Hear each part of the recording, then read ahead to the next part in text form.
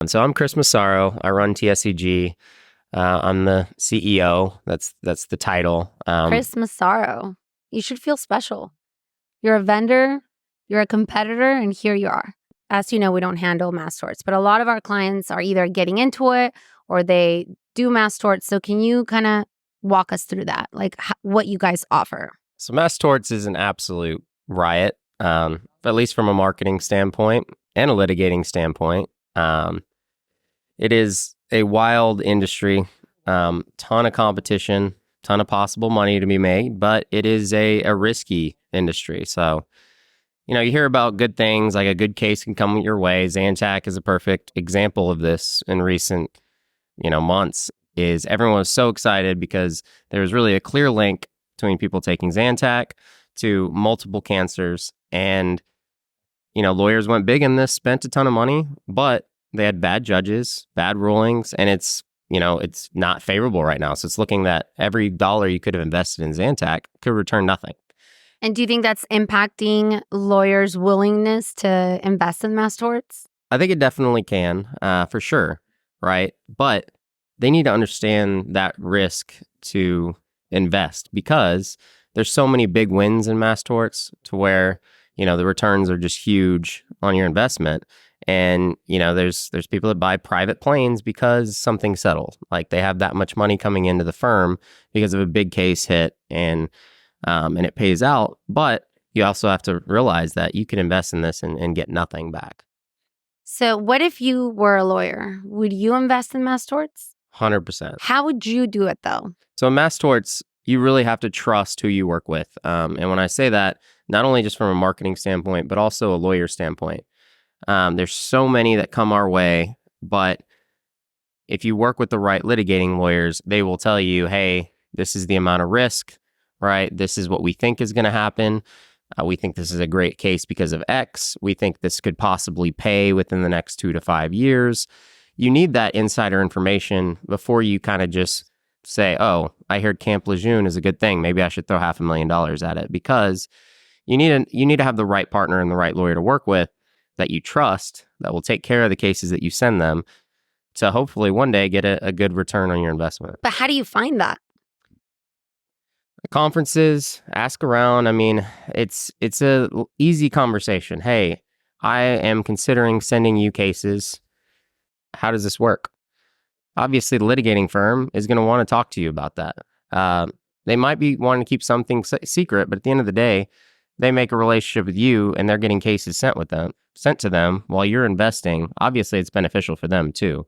So ask around, be open-minded, ask your business partners, not just lawyers, but people like us who run agencies, and say, do you know anybody who is an expert in Mass Torts and anyone you trust that I could talk to kind of explore the whole industry itself and see if it's something I want to get involved in. So we were on a panel this weekend at Mardi Gras, where we're here now. And you said something that I think you should share about how all single event firms should have a page on their website for every Mass Tort that is, current. Can you expand on that? Yeah, absolutely. And that's exactly what I would do if I was a law firm. So let's say you're a single event lawyer and your bread and butter is car accident cases. It's all you do. To do that, you have to invest in your website. You have to invest in your brand. You have to get people to know who you are so they contact you, hire you as a car accident lawyer. So if you're already investing in this, why are you not investing your time into something else that could turn into mailbox money, which was the whole thing we were talking about? People are already coming to your website, right? You already are ranking on the internet for your website. So if people are finding you, why not expand your practice areas and possibly help them out? Right? Camp Lejeune was a big one that came out, and some of the biggest advertisers in the world spending millions and millions on marketing, they didn't even have a Camp Lejeune page on their website. And why? Because they didn't know it. They didn't know what it was about. They didn't want to spend the time to learn what was going on. But what about handling the intake? Because I think that's one of the concerns, right? Yeah. And it's a missed opportunity if you don't. So on the intake side, obviously you're a busy firm. You have a very, busy intake team. So you don't want to field calls for litigations you don't know anything about. You don't want to have to train them. You don't have to understand what's a good case, what's a bad case. So the way we recommend it to our clients is we have them put a page of content on their website. Let's take Tylenol, for example. We use a platform called Simply Convert for all of our clients. It is a chatbot that you can actually build the criteria into the chatbot. So let's say their child had autism and you think it's linked to Tylenol that you took. You find their website. There's good content on it, but they read through it. They can actually click on your chatbot, qualify or disqualify on the spot, and that could be referred to a litigating lawyer without you lifting a finger. So they signed the case as well? Yes. So Simply Convert could sign the case. Now, you still want to have a good relationship with a litigating firm so we can refer that for you automatically, because once it's signed, there's going to be more follow-up, more onboarding with the litigating firm, and you have to make that relationship before you just throw a page of content on your site. Otherwise, it's going to be a really bad experience because someone could qualify for Tylenol, and then you're going to sit here and say, oh, well, I have a good case. Now who do I need to send it to? Who do I need to contact? And by that time, you could already lose that client. So you have to have the process set up on the front end for you to really monetize this. And when you do that, you could throw 20 different litigations on your website, monetize them all. And then if one litigation works out, one doesn't, you're not all in on one and, oh no, Zantac didn't work out. You're invested across the board naturally just by having a strong website and putting content on your website. And you're not talking about doing SEO specifically for these torts. You're just saying utilize the authority of your current website, and because Google tries to localize the search. So if somebody just types in Camp Lejeune lawyer and you're a San Diego firm, they're in San Diego, they're near you, you're going to pop up. Is that the theory? Absolutely. It's going to be localized, and we're very knowledgeable in this space because we've been in it for so long. The average person is not. They think a lawyer is a lawyer. They see your video or something and they say, oh, this is a lawyer. Maybe I should call them because I heard about Camp Lejeune on the radio and I need to hire a lawyer. Maybe I should call the lawyer that I heard of. They call you, and then if your intake person answers the phone and they're like, hey, we don't handle that, they're going to just go to the next person, and you just missed the opportunity to completely capitalize on your own brand, your own investment into saying, yes, we actually work with the best firm in the country that handles Camp Lejeune cases. I'll make an introduction to you, we'll transfer, and you get to turn that into a possible review and a good experience for a client that otherwise you would have just declined and not done anything with. Absolutely. I think about maybe like a 10th of our PI clients request these pages. And we'll write it for them. We don't even charge them. But most of our clients, they don't want that at all. Yeah. And it blows my mind because it's just a huge missed opportunity. Why wouldn't you? Especially if you can set it up in the right way to where it's not any extra work on your end. It's something you're not even thinking of in the background. One day you get a check in the mail. But what if someone is like, no, we want to generate cases? Because for the way that I look at it, and I've actually tried to convince Mariano to take the fucking bar so that we can invest in Mass Torts, because it's a way of investing pre-tax. If you think about that, that's crazy. You're investing money pre-tax. If somebody wants to invest in Mass Torts, there are so many ways to generate cases. How do you guys do that? And what are some of the different ways that other agencies or businesses do it? I think the way that we just talked about organically is a great intro to Mass Torts. You get your feet on the ground, you get to see cases really coming in, and you start working with litigating lawyers. Now, let's say that happens and you find one you're really, really excited about. You talk to, Lanier that you're sending your Tylenol cases to, and he's very excited about them. He thinks it's going to go very well. And you say, hey, I have this money I don't want to pay taxes on at the end of the year. Maybe I should throw this all at Tylenol and pick up as many cases as I can now. It's a really good way to do that because you've signed 4 already. You've made a relationship, and now you say, okay, I have this amount of money. Let me invest and see how many possible cases I can get. How can you help a firm generate cases, Mass Tort cases? The way we do it on the paid side, it's pretty similar. Like the lawyers don't have to do a ton of work. So a firm comes to us and they say, hey, I want 100 Tylenol cases. We will, first of all, ask them, who are you sending these cases to? What's your criteria for signing these cases? And is that your whole budget? All right. Is that everything you want to throw at this, or are you trying to test? Because that's a big question, because the amount of cases you want to pick up at the end is going to affect your cost per case dramatically. Because if you have $1 million set aside for a mass tort, and you say, hey, I'm going to throw this $50,000 at 7 different companies and see who's the best, you're just shooting yourself in the foot. Really? Yeah. I would have thought that that'd be the best way to do it, to see who gives you the lowest cost, and then you move your money to whoever's giving you the lower cost. So tell me why that's not correct.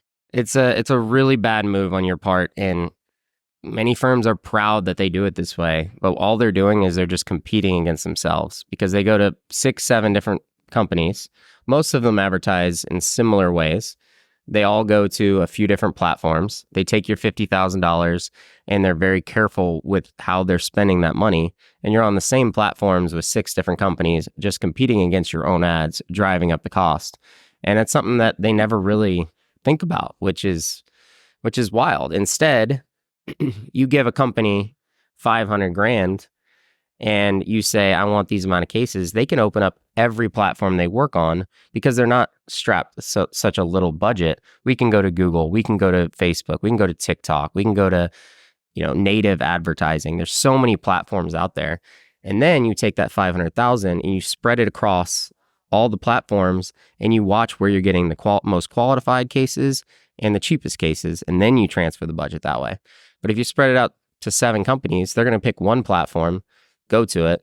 Probably most of them are going to Facebook, especially with that small of a budget, and just compete against yourself, and then your cost per case is going to be high across the board. So how do you guys generate these cases? Multiple mass tort companies do it in different ways. Some of them just take everything off their plates. They guarantee a signed case number. They say, hey, if you have $200,000, we're going to get you 100 cases. And that's that. And they're going to say your cost per case is $2,000, and that's the end of the deal. And they're going to send you signed cases. Positive about that, guaranteed number, right? It feels safer. It feels safer. You gave them $200,000. But do they tell you these are going to be, and we should talk about the tiers, but do they tell you like these are going to be tier 1, tier 2, tier 3, or it's just... Typically, you give them your criteria, and then they'll create the cost per case off of that. So that company is deciding, okay, we're generating these cases at X. We're going to mark up at X and sell them for X.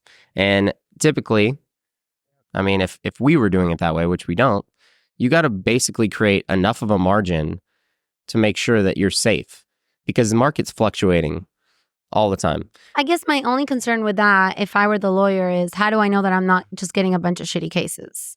That's also a problem with that strategy. I mean, you obviously have to trust the company you're working with, but it puts you in an interesting situation. A good example of that is a Zantac litigation. So one of my close friends, they did that. They said, hey, I'm just going to buy 100 cases for Zantac. They said, okay, guaranteed, I'm getting 100 cases for my investment.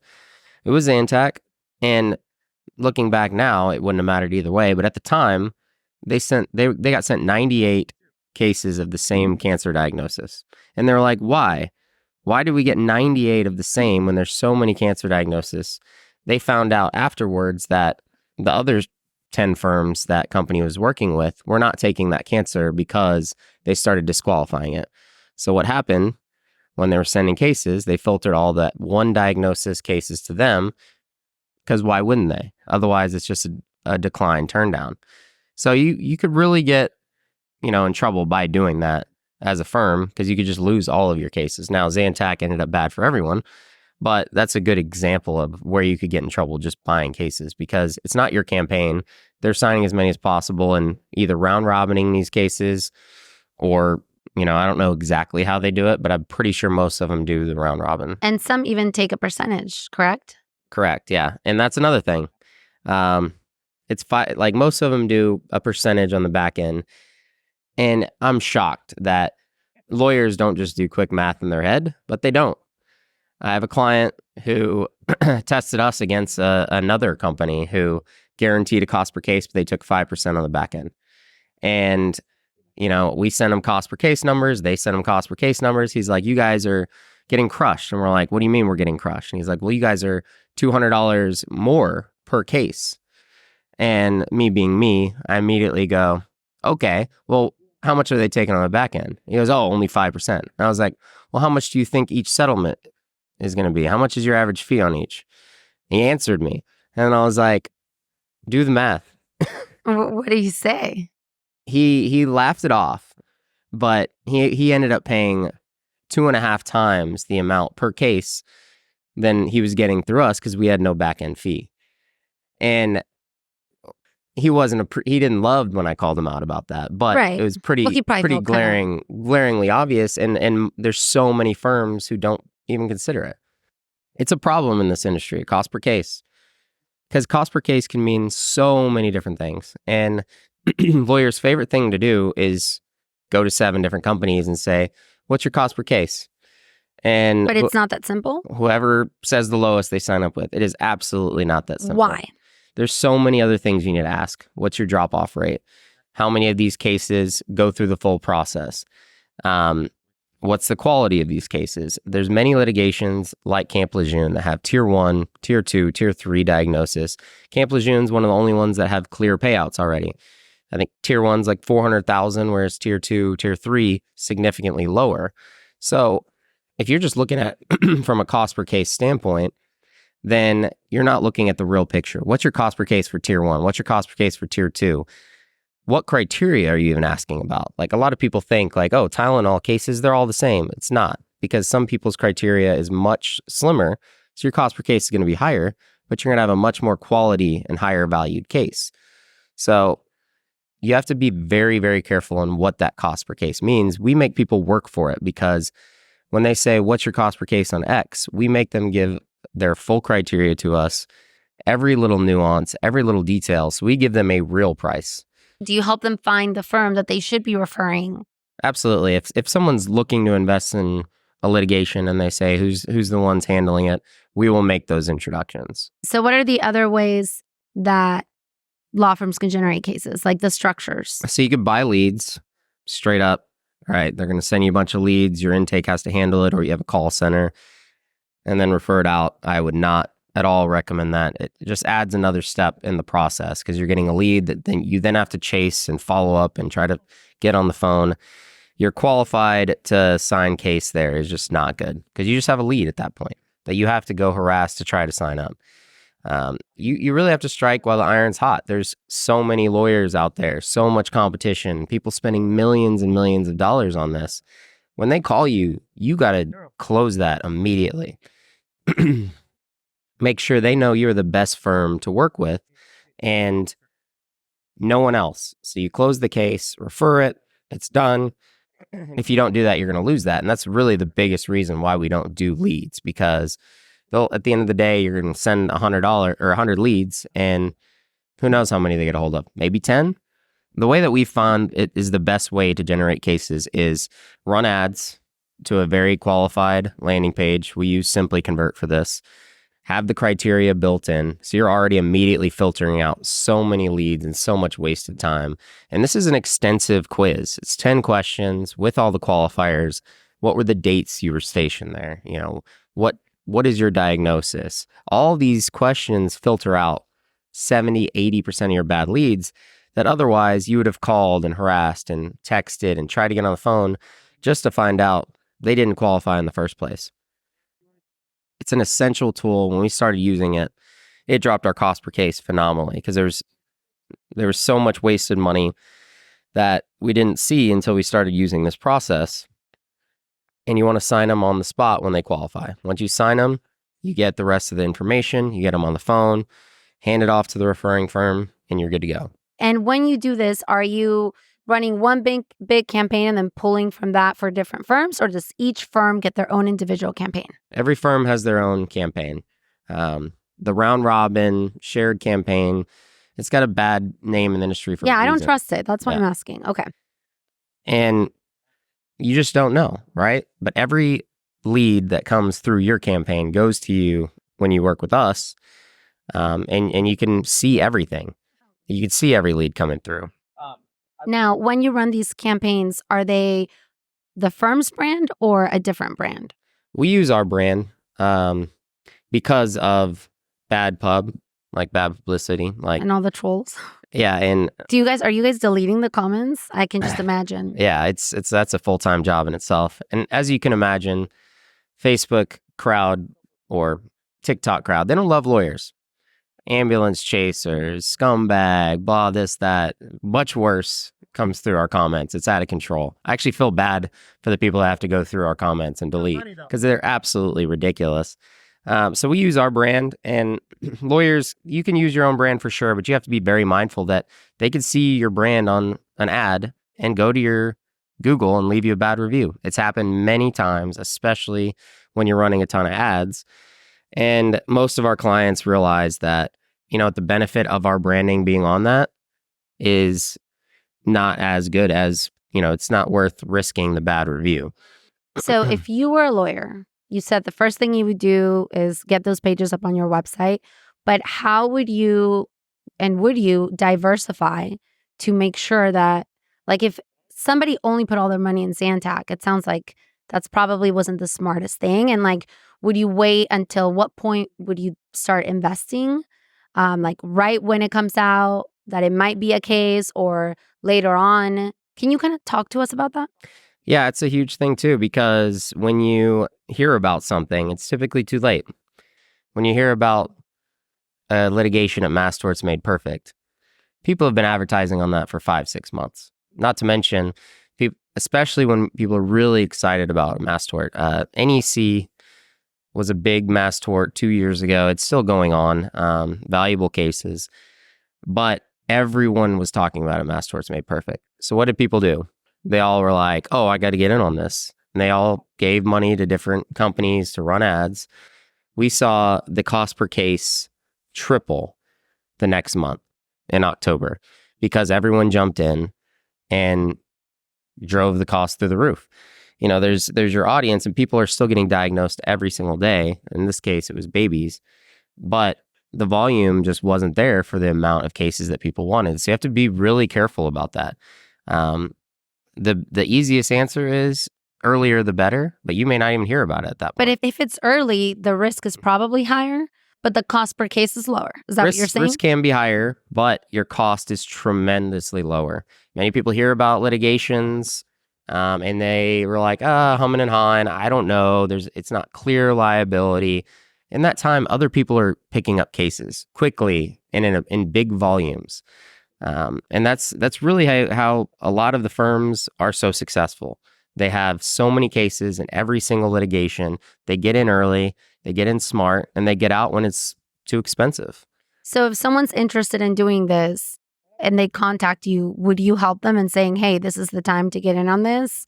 We watch all the trends of the pricing in real time for everything that we're running. We use an algorithm that is just only watching the cost per case, the trends, and the expected return on investment. And that really drives our recommendations. So we factor in everything. We factor in sign rates. We factor in drop-off rates. We factor in the time it's going to take to get paid. So some of these litigations could last 5 to 10 years. Some are expected to pay out in 6 months, some 2 years. It's almost impossible to predict. But we try our best to talk with the litigating lawyers to see, okay, when do you think this is really going to settle? And we put that into our algorithm to figure out what would be the best investment right now. And we're open and honest with our clients about that. We think these are the 4 things you should be in right now. And what are some of the biggest mistakes you see firms make when it comes to investing in mass torts? Some of the biggest mistakes that lawyers make are that they go in blind. They hear about something, they get excited about it, and they're just like, hey, yeah, let me throw a bunch of money at this and I'll get cases, it'll be fine. And they don't really stay on top of whoever they're working with. People have gotten into some big trouble with this. We've had our own ad and employee talking on that ad completely stolen and ran by another company. It was an actual employee of ours talking on the ad, and another company took that, ran it on their own ad. Same thing. I called the company that was responsible for it, and they had no clue. They were like, "Oh, that's one of our affiliate companies." Like, I had no idea. Sorry. And you're trusting that person with potentially millions of dollars, and that's going to fall on you. If we really wanted to sue them, we could have. It would have fallen back on the lawyer. And that has happened recently in this industry to where Camp Lejeune got out of control. There were companies soliciting random people saying, your settlement check is ready. Click here to claim. It's a lie. There is no settlement check ready. And it's people that hadn't contacted them in the first place. And that ended up in 2 lawsuits for lawyers. And it's a big problem in our industry. It's caused a lot of issues, and it's a big topic. And I still don't think people are taking it seriously enough. But how do you make sure that the agency or business that you're working with is reputable and isn't going to get you sued? I feel like that's tough. It is. It is very tough. People are saying multiple things about different companies. Oh, you could trust them. You can't trust them. The only way to do it is make them contractually sign something. That says what? We have been signing anything that comes our way. Are you fully TCPA compliant? And that transfers the liability from the law firm onto the marketing company. And we're happy to sign that. We're actually very happy that it's going to this direction, because that will make the bad actors have to sign something, and then all of a sudden their liability. Maybe they will stop soliciting people with wrong information, getting them to sign up, because it really does mess this industry up and makes us all look bad. So I would make not only the company that you're working with sign a TCPA compliance contract with you, you need to ask them, are you working with any affiliate marketers? What call center do you use? Have they signed this contract with you? Because unfortunately, many of these companies, they have so much budget, they're trying to deploy it to multiple different companies to spend it. And they're just cutting corners, and they're like, hey, I trust these people, and they're going with it. And they may have great intentions. And then the company that they trusted with their client's money does something illegal, and that falls back on the firm. The crazy part is we're still getting these solicitation text messages. So basically, people just started texting random phone numbers saying, hey, your settlement check is ready. If you stayed at Camp Lejeune, click here, getting them to sign up, like soliciting, like as bad as you can get. Lying in ads. It was very, very vicious, and it became this way because it was so competitive and there was so much money in this industry that people resorted to wild things. And this kind of goes all the way back to cost per case. What does that cost per case mean? If someone quotes you $500 a case and you're like, oh, that sounds great. What are those cases? How are they getting them? How are they generating them? Are they quality cases? That's all things you have to really consider and keep an eye on when you're running your campaign, because they could be doing things either illegal, unethically, or getting you bad cases. There was fake signups that were happening, like fabricating. Their call center was saying, hey, you need to say this on the phone in order to qualify. Straight up lies that were recorded, and it's turned into the Wild West. It's a crazy industry. It is. So you guys started in single event, right? Yes. Okay. So obviously I don't do any Mass Torts, but I go to Mass Tort Made Perfect, and I know so many people in this space, and it always like shocks me the difference of like how competitive and aggressive, and like it feels like such a different world than PI. Like for those of you listening in PI that think that PI is like so competitive, and you know your competitors are leaving you fake reviews, and you know your GMB is getting suspended and all this shit, it's like Mass Torts at a whole other level. Do you agree? I 100% agree. I'm sure like friends of mine that are competitors of yours are going to be pissed that I had you on. I'm sure. Yeah. You'll get messages about it. Which is crazy because this doesn't happen in PI. Like you're technically a competitor for SEO and you're on my own podcast. Do you know what I mean? It's like, it's such a different world. And I think it's just the more money, the more greedy people get. It's cutthroat. There's been multiple lawsuits between Mass Tort companies in this industry. I'd say the lawyers kind of have to take some of the fall for this. The lawyers need to work harder.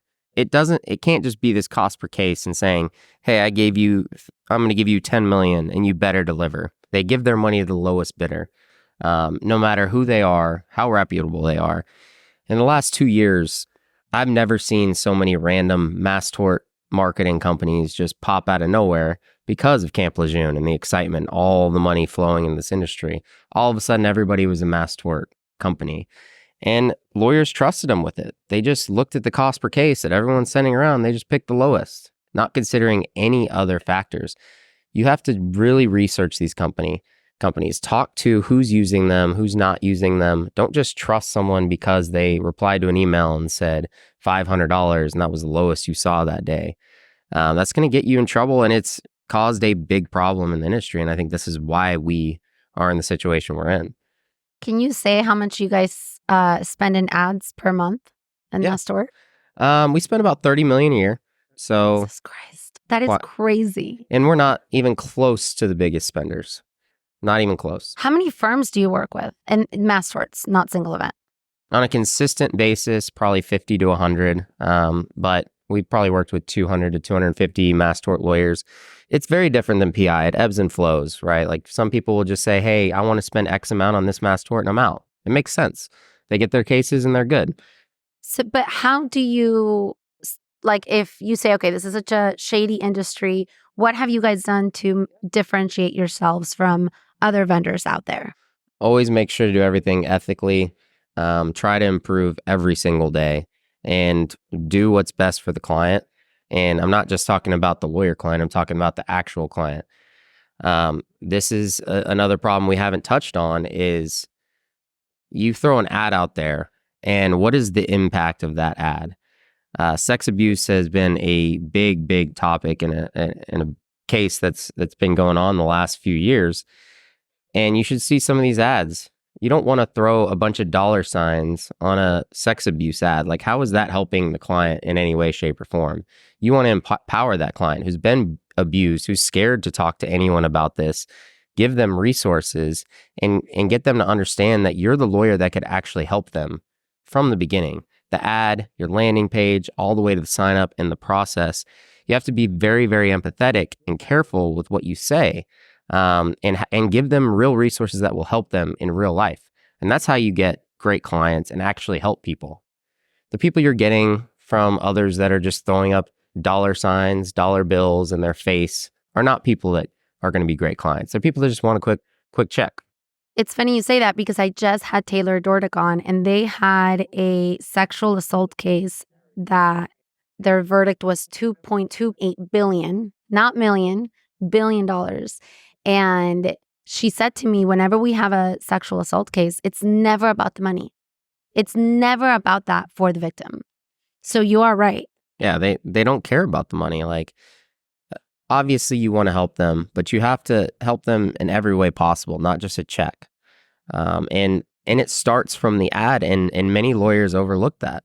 They just want the lowest cost, and that's all they care about. But $2.8 billion in one case. If they threw money in that person's face right away, you're never going to get that case.